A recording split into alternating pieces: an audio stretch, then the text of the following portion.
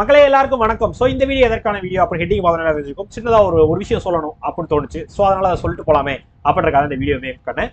So வீடியோக்குள்ள போறதுக்கு முன்னாடி ராயல் பாஸ் வீடியோக்கு நம்ம ஆஃபர் போட்டுருக்கேன். ஸோ வேண்டவங்க பர்ச்சேஸ் பண்ணி யூஸ் பண்ணிக்கோங்க. ஸோ அது எப்படி என்னன்றதை நான் கிளியரா சொல்லிடுறேன். ஸோ நம்ம இதுல ராயல் பாஸ்ன்ற ஒரு விஷயம் தான் மெயினான ஒரு விஷயம் நான் எப்பயுமே சொல்லுவேன். ஏன் அப்படின்னு பார்த்தீங்கன்னா நம்ம கொடுக்குறது ஒரு பெஸ்ட்டான விஷயமா ராயல் பாஸ் தான் இருக்கும். ஸோ இப்போ நீங்கள் ராயல் பாஸ் பர்ச்சேஸ் பண்ணுறீங்க அப்படின்னா உங்களுக்கு 2000 பிஎஃப் கோர்ஸ் வரையும் அவைலபிளாக ஃப்ரீயாக வந்துடும். ஸோ யூஸ் பண்ணிக்கோங்க. இது போக உங்களுக்கு சுப்ரீம் கார்ட்ஸ் பிஓ கார்டாக இருக்கட்டும், எஸ்ஓ கார்டாக இருக்கட்டும், தனித்தனியாக எல்லாத்தையுமே நம்ம செப்பரேட்டாக உங்களுக்கு தேவைப்படுற மாதிரி ரெடி பண்ணி வச்சிருக்கோம். ஸோ எது தேவைனாலும் யூஸ் பண்ணிக்கோங்க. இல்லை டேரக்டாக ராயல் பாஸை யூஸ் பண்ணிக்கிறீங்கன்னா உங்களுக்கு பெஸ்ட்டான விஷயமா இருக்கும். ஸோ யூஸ் பண்ணிக்கோங்க. சரியா 499 4 மந்த்ஸுக்கு நீங்கள் பேசிக்ஸ் படிக்கிறதுக்கான வீடியோ கோர்ஸாக இருக்கட்டும், மாக் டெஸ்ட்டாக இருக்கட்டும், பண்டில் பிடிஎஃப் இருக்கட்டும், பிடிஎஃப் கோர்ஸாக இருக்கட்டும், கிராஷ் கோர்ஸாக இருக்கட்டும், ஸோ டெஸ்ட் சீரிஸ் எல்லாத்தையுமே நீங்கள் பேங்க் எக்ஸாம் சம்பந்தப்பட்ட எல்லா விஷயத்தையுமே நீங்கள் அக்சஸ் பண்ணிக்கிறது தான் ராயல் பாஸ் ஒரு விஷயம் நம்ம வச்சிருக்கோம். ஸோ 499க்கு ஆஃபர் போட்டிருக்கோம். வேண்டுறவங்க பர்ச்சேஸ் பண்ணி யூஸ் பண்ணிக்கோ. சரியா சரி. ஸோ இன்னொரு விஷயம் நான் சொன்னேன்ல, ஒரு சின்ன விஷயம் சொல்லணும் அப்படின்னு சொன்னேன்ல. ஸோ அது என்ன அப்படின்றத சொல்லிடுறேன்.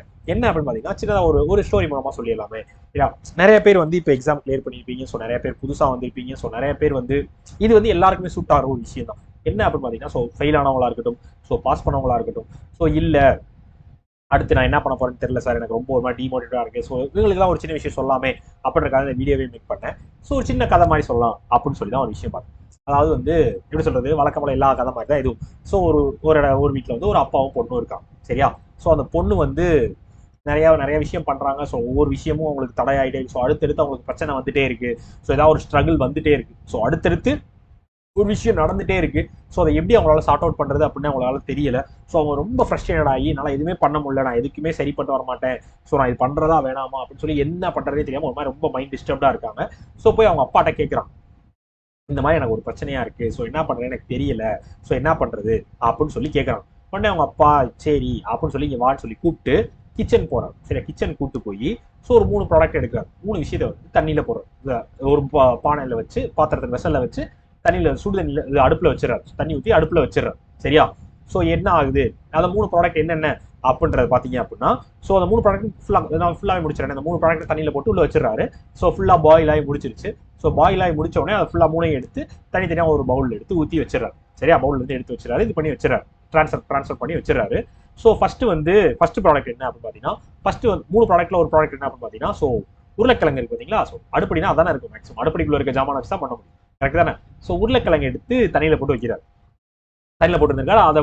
அதை 3 ப்ராடக்ட் அதை தண்ணியில போட்டு வச்சிருக்காரு. ஸோ அதை கேட்கிறாரு அவங்க அப்பா அந்த பொண்ணுட்ட, என்ன இது அப்படின்னு கேட்குறது. உருளைக்கிழங்கு அப்படின்னு சொல்லி சொல்லு. அந்த பிள்ளை அந்த டென்ஷன்ல இது உருளைக்கிழங்கு தானே அப்படின்னு சொல்லு.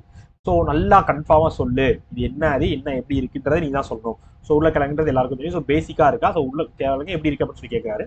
ஸோ அந்த பொண்ணு பார்த்துட்டு சொல்லுது. பார்த்துட்டு உருளைக்கிழங்கு சொல்லிச்சு. அப்புறமேட்டு எடுத்து கையில் எடுத்து பார்க்குறது ரொம்ப சாஃப்டா, வேக வச்சா எப்படி இருக்கு உருளைக்கிழங்கு, இப்போ லேசாயிரும்ல. ஸோ அந்த மாதிரி இருக்கு. ஸோ அதே மாதிரி அடுத்து இன்னொரு ப்ராடக்ட் சொல்றாரு. இதை என்னன்னு பாரு அப்படின்னு சொல்லி சொல்றாரு. அது என்ன அப்படின்னு பாத்தீங்க அப்படின்னா அது நம்ம முட்டை இருக்கு பாத்தீங்களா. முட்டை அதே மாதிரி வேக வச்சு. முட்டை பாயில் பண்ணா என்ன ஆகும், பாயில் பண்ணா அது அதே மாதிரி தான் இருக்கு. கையில் எடுத்து பார்த்துட்டு இதை முட்டை அப்படியே தானே இருக்கு. சும்மா உடச்சு பாரு அப்படின்னா அது வழக்கம் போல பாயில் ஆயிருக்கு. சரியா பாயில்டு எக்கா இருக்கு. சரியா நார்மலா இருந்து பாயில்டு எக்கா இருக்கு. அதையும் பார்த்துருச்சு. அடுத்து 3ஆவது ப்ராடக்ட் என்ன அப்படின்னு பாத்தீங்கன்னா, இந்த காஃபி வெதர் இருக்கு பாத்தீங்களா. காஃபி வெதர் இருக்கும்ல. எஸ் அது அதை எடுத்து அந்த பொண்ணு பாக்குது. அது அந்த காஃபி பீன்றப்போ தண்ணியோட தான் தனியா எடுத்து வச்சிருக்காரு பாத்தீங்களா. அது அந்த டிகாஷனா அந்த ஃபிளேவர்ல நிக்குது. சரியா அதை 3ஐயும் பார்த்துட்டு அந்த பொண்ணு இதுக்கு இப்ப என்கிட்ட சொன்னீங்க, இப்ப என்ன பிரச்சனை, இதுல என்ன இருக்கு அப்படின்னு சொல்லி கேக்குது. சரியா இப்போ 3 விஷயம் இருந்திருக்கு. 3 ப்ராடக்ட் இருக்கு. 3 இது இருக்கு. அதுல 3க்குமே ஒரே பிரச்சனை நடந்திருக்கு. கரெக்ட் தானே. இதுக்கும் நான் உருளைக்கிழங்கையும் தண்ணியில தான் போட்டிருக்கேன், காஃபி பீனையும் தண்ணியில தான் போட்டிருக்கேன், முட்டையும் தண்ணியில தான் போட்டிருக்கேன், 3ஐயும் நான் அடுப்புல தான் வச்சிருக்கேன், 3ஐயும் ஹீட் தான் பண்ணியிருக்கேன். 3க்குமே அதே பிரச்சனை, அதே ஒரு இஷ்யூ தான் இருக்கு. ஒவ்வொருத்தவங்களுக்கும் ஒவ்வொரு பிரச்சனை இருக்கும்.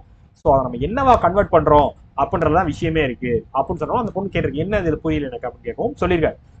ஒரு உருளைக்கிழங்கு ரொம்ப ஹார்டான ஒரு விஷயமா தான் இருந்திருக்கும். கரெக்ட் தானே. பட் அது தண்ணியில போட்டோடனே ரொம்ப சாஃப்ட் ஆயிருச்சு, ரொம்ப வீக் ஆயிருச்சு, ரொம்ப லேஸ் ஆயிருச்சு. கரெக்ட் தானே. எஸ் அது அடுத்து பாயில்டு எக்னு ஒரு விஷயம் இருக்கு. அது அந்த மாதிரி இருக்கவங்க அப்படின்னா என்ன அப்படின்னா அது முதல்ல ரொம்ப லேஸா தான் இருந்திருக்கு. அதுக்கப்புறமேட்டு ரொம்ப பாயில்டு ஆகி ஒரு மாதிரி அதோட ஏரியால மட்டும் அது டெவலப் ஆயிருக்கு. கரெக்ட் தானே. அந்த இடத்துல மட்டும் அது நார்மல் எக்கா இருந்து பாயில்டு எக்கா மாறி இருக்கு. அவ்வளவுதான். பட் இந்த காஃபி பீன் என்ன ஆயிருக்கு அப்படின்றத நீங்க நோட் பண்ணணும் அப்படின்னு பாத்தீங்கன்னா அதையும் அதே தண்ணியில தான் போட்டிருக்கேன். பட் அது என்ன பண்ணிருக்கு அப்படின்னு பாத்தீங்கன்னா அது ஹீட் ஆக பிரச்சனை வர ஹீட் ஆக அதோட ஃபிளேவர்லாம் கொடுத்து அந்த வாட்டரே ரொம்ப ஃபிளேவரஸா புதுசா ஒரு ஐட்டமா கிரியேட் ஆயிருக்கு. கரெக்ட் தானே? அந்த காஃபி பீன் வந்து புதுசாக ஒரு காஃபி ஃப்ளேவரே உண்டாகி டிகாஷனே ரெடி பண்ணுற மாதிரி கிட்டத்தட்ட, கரெக்ட் தானே?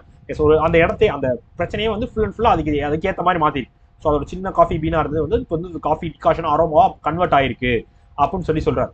ஸோ இதுலேருந்து அந்த பொண்ணு என்ன எடுத்துக்கணும் அப்படின்னு பார்த்தீங்க அப்படின்னா, ஸோ இப்படி இதில் என்னவா இருக்க போற ஒரு பிரச்சனை, 3 பேருக்கும் 3 விஷயத்துமே இருந்திருக்கு, 3க்குமே ஒரே பிரச்சனை தான் இருந்திருக்கு. பட் ஒவ்வொன்றும் ஒவ்வொரு மாதிரி ரியாக்ட் ஆயிருக்கு. நீ இதில் எந்த மாதிரி ரியாக்ட் ஆக போற, அந்த பிரச்சனை எப்படி சார்ட் அவுட் பண்ண போறன்றதான் உன்னோட வேலை அப்படின்னு சொல்லி அவங்க அப்பா சொல்லியிருக்காரு. ஸோ இதுலேருந்து நீங்க தெரிஞ்சுக்க வேண்டிய என்ன அப்படின்னு பார்த்தீங்க அப்படின்னா, ஸோ எல்லாருக்கும் பிரச்சனை, எல்லாருக்கும் இதே இஷ்யூ, ஃபெயில் ஆகிறது, பாஸ் ஆகுது. இதுவரையும் நான் ஒரு பிலிம்ஸ் கூட கிளியர் பண்ணல, இதுவரையும் நான் ஒரு மெயின்ஸ் கூட எழுதலை, மெயின்ஸ் போய் நான் ஒரு தடவை கூட கிளியர் பண்ணல, ஸோ என்னால் முடியல சார், நான் குவிட் பண்ண போறேன். எல்லாருக்கும் இதே இஷ்யூ இருக்க தான் செய்யும். ஸோ அதை நம்ம எப்படி சார்ட் அவுட் பண்றோம், அதுல இருந்து எப்படி நம்ம வெளியே வரதுக்கு என்ன வழி இருக்கு, ஸோ அந்த பிரச்சனைனா அந்த பிரச்சனை என்ன நடந்திருக்கு, ஸோ அந்த பிரச்சனை எப்படி நம்ம சரி பண்ணலாம், ஸோ அந்த பிரச்சனையை எப்படி நம்ம பாசிட்டிவா மாத்தலாம்னு யோசிக்கணுமே தவிர, ஸோ தயவு செஞ்சு டிமோட்டிவேட் ஆகி வெளியே போகணும், ஸோ விட்டுறணும், ஸோ சரியா படிக்காம லேக் ஆகுறது, படிக்காம இருக்குது, இந்த மாதிரி விஷயங்கள்லாம் பண்ணாதீங்க, சரியா? ஸோ அதற்காக தான் இந்த விஷயம் சொல்லணும் அப்படின்றதுக்காக தான் நான் இந்த கதையெல்லாம் வேற சும்மா தேடினப்ப இந்த கதை கிடைச்சிச்சு. அதையும் மட்டும் ஷேர் பண்ணி இது மூலம் சொல்ல கொஞ்சம் ஈஸியாக உங்களுக்கு ரீச் ஆகும்ல, ஸோ அதுக்காக தான் சொன்னேன். ஸோ மற்றபடி ஒன்றும் இல்லையா. ஸோ நல்லா படிங்க, ஸோ டிமோட்டிவேட்லாம் ஆகாதீங்க. ஸோ இந்த எக்ஸாமில் கிளியர் பண்ணல அப்படின்னா அடுத்த எக்ஸாமில் கண்டிப்பாக நம்ம என்ன பண்ணி கிளியர் பண்ண முடியும்னு பாருங்க. ஸோ அதை ஃபோக்கஸ் பண்ணி போங்க, கண்டிப்பாக ஜெயிச்சிடலாம். ஸோ பயப்படாதீங்க, தைரியமாக படிங்க. ஓகே மகளே, ஓகே போய்ட்றவா, டாடா, பாய், see you.